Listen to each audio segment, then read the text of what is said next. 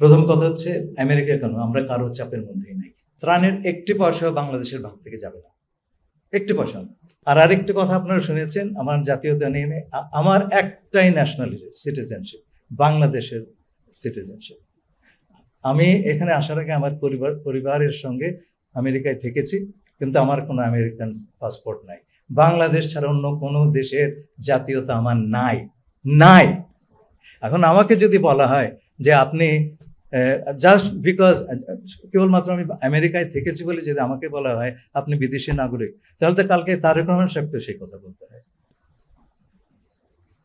এটা তো আমি আবেদন করবো আপনার বুঝে শুনে কথা বলবে। আমাকে যদি আপনার ঢিল নিক্ষেপ করেন, সেই ঢিল কিন্তু অন্যর ওপর গিয়ে পড়তে পারে। আমি যেটা নই আমাকে সেটা বানাবেন না প্লিজ।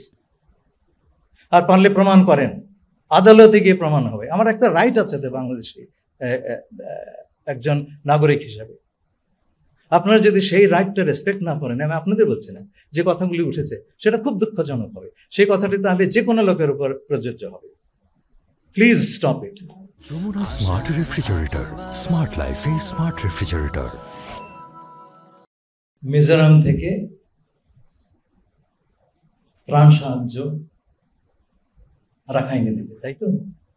তাই যদি দিতে পারতো তাহলে কালাদান প্রজেক্টের কি দরকার হতো? আমাকে তাই বলেন। এটা তো উল্টো যাচ্ছে।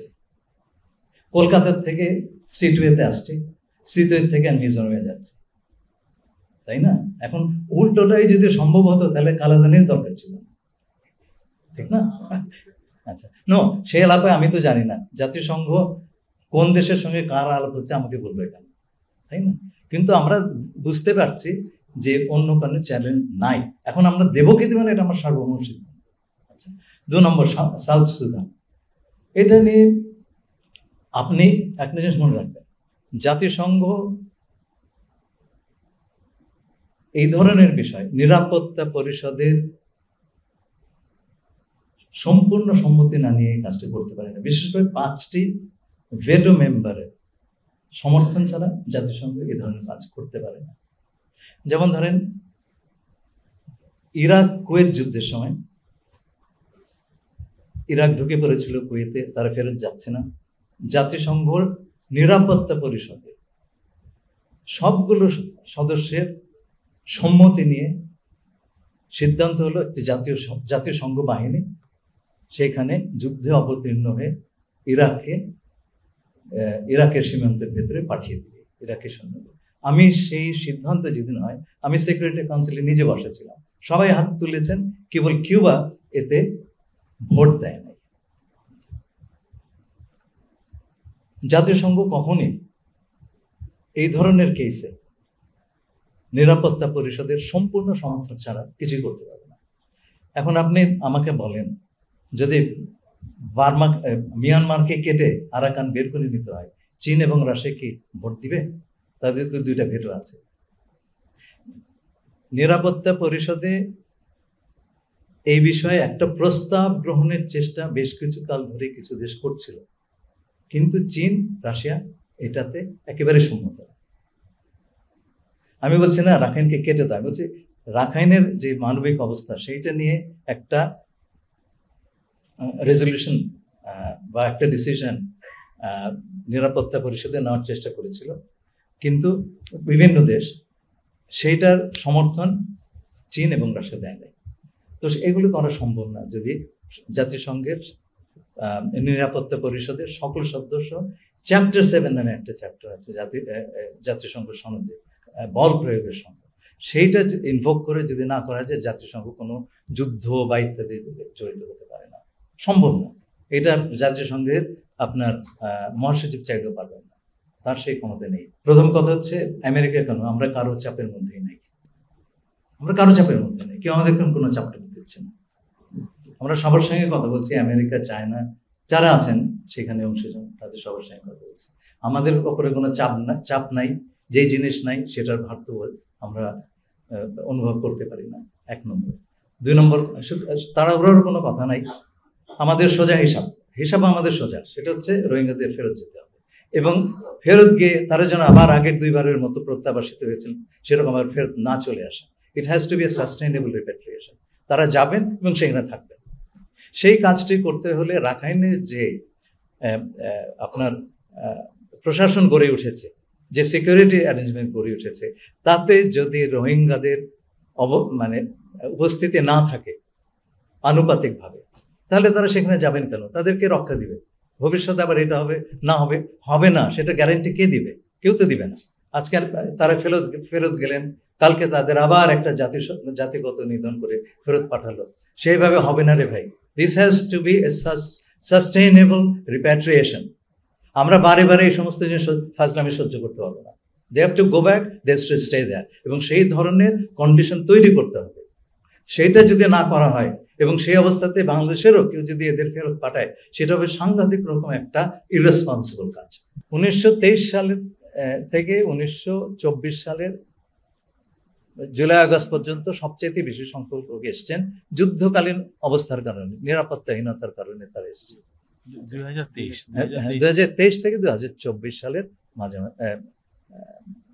আপনার জুলাই আগস্ট সেপ্টেম্বর এই সময়টাতে। তারপরে কিছু কিছু লোক এসছেন খাদ্যাভাবের জন্য।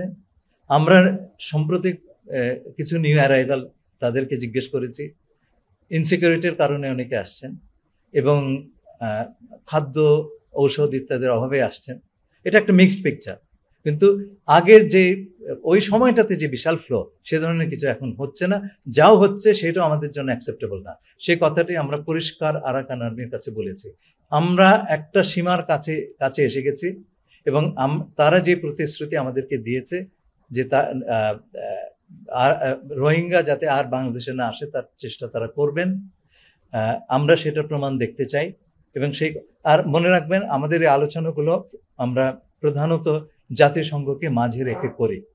আমরা একটা এস্টাবলিশড স্টেট, বিভিন্ন আন্তর্জাতিক চুক্তি ইত্যাদির মাধ্যমে আমরা আমাদের অ্যাকাউন্টেবিলিটির একটা ব্যাপার আছে সারা দুনিয়ার কাছে। একটা নন স্টেট অ্যাক্টরে সেটা নাই। সেই কারণেই আমরা জাতিসংঘকে মাঝে রেখে এই আলোচনাগুলি করছি। আমরা তাদের বিশ্বাসযোগ্যতা পরীক্ষা সবসময় পর্যবেক্ষণে রাখবো। যখন আপনি যে কোনো একটা আলাপে যান, আমি কোনো কারো সম্পর্কে ঢালাও মন্তব্য করতে চাই না। যতক্ষণ না পর্যন্ত বিশ্বাসভঙ্গের কারণ দেখছি, ততক্ষণ পর্যন্ত আমরা কাউকে বিশ্বাসভঙ্গকারী বলবো না। এইভাবে নেগোসিয়েশন হয় না। আপনি কি সত্যি সত্যি মনে করেন যে আমরা দায়িত্ব নেওয়ার আগে there was any serious effort on the part of the government of Bangladesh to resolve this issue? বাংলাদেশের তরফ থেকে এমন কোনো বিশ্বাসযোগ্য উদ্যোগ নেওয়া হয়েছিল কিনা 7 বছরে রোহিঙ্গাদের প্রত্যাবাসনে?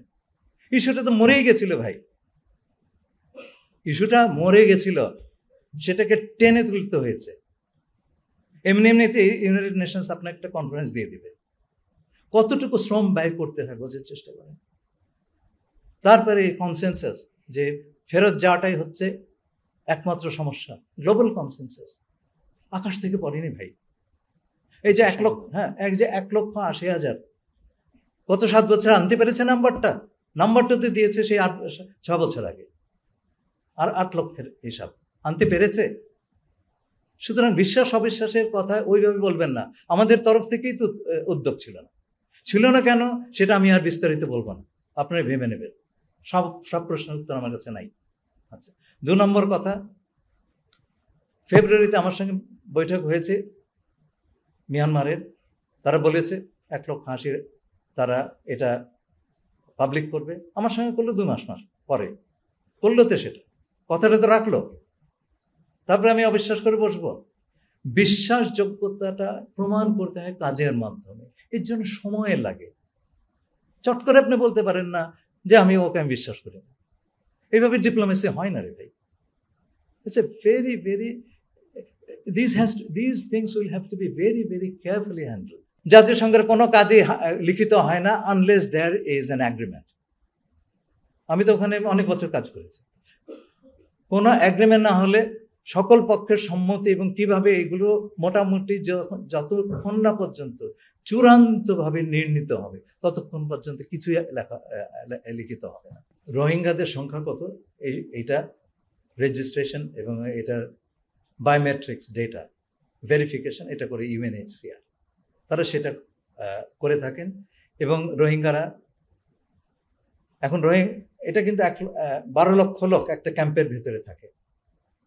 সেই ক্যাম্প থেকে 2-4 জন যদি বেরিয়ে যায়, কোথাও চলে যায়, সেটা নিরূপণ করা আমাদের জন্য কঠিন।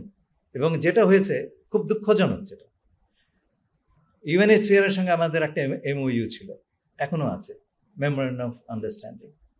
তাতে বলা হয়েছে রোহিঙ্গাদের যে বায়োমেট্রিক ডেটা, হাতের ছাপ, চোখের ছবি, এগুলোর মালিক হচ্ছে বাংলাদেশ এবং ইউএনএইচসিআর, কাস্টোডিয়ান হচ্ছে বাংলাদেশ এবং ইউএনএইচসিআর। এটা প্রায় 7 বছর ধরে আমরা যে মালিকানা দাবি করি নাই, ইউএনএইচসিআর এর কাছ থেকে আমরা কোনো ডেটাই চাই নাই। ইলেকশন কমিশনের সঙ্গে আমার আলাপ হলো, আমি তাদের জিজ্ঞেস করলাম আপনাদের ডেটাবেজের সঙ্গে রোহিঙ্গা ডেটাবেজের যোগাযোগ আছে কিনা। তারা বললেন এই কথা তো কেউ বলে নাই। এটা না হলে পরে আপনি কি করে জানবেন জাতীয় পরিচয়পত্রে রোহিঙ্গা নাই? আপনি কি করে বলবেন পাসপোর্ট নিয়ে যায়নি বা ভোটার লিস্টে নাম ওঠে নাই? এ কাজই তো করে নাই ভাই। এখন সেই কাজটা আমরা শুরু করেছি। এখন এই বায়োমেট্রিক ডেটা, যেটা আমরা ইউএনএইচসিআর কে বলেছি আমরা সেটার মালিক, and we are sovereign, you are not. Data দিতে হবে, ডেটা দিয়ে এখন তারা দেবে, সেই ডেটাটা আমরা উপযুক্তভাবে, ভাই দেশের ভেতরে যে কি অবস্থা বলে বোঝাতে পারবো না। This is one of the problems, right? কেউ এটা নিয়ে কথা বলে না। আমি আপনাকে ধন্যবাদ দিচ্ছি, আপনি বললেন, এইটাও আমাদের নিরসন করতে হচ্ছে।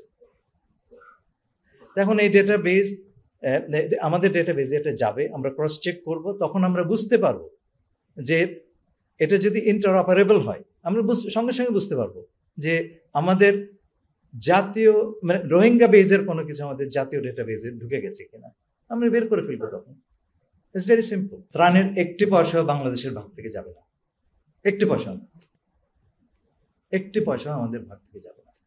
আমাদের জেআরপিতে যেটা বলা আছে 1টি পয়সা সেখান থেকে যাবে না। রোহিঙ্গা ঋণের ত্রাণের সামান্যতম অংশ ওখানে যাবে না, যাবে না। It's a completely different arrangement. যদি হয়, এটা কিন্তু বিশাল এক যদি।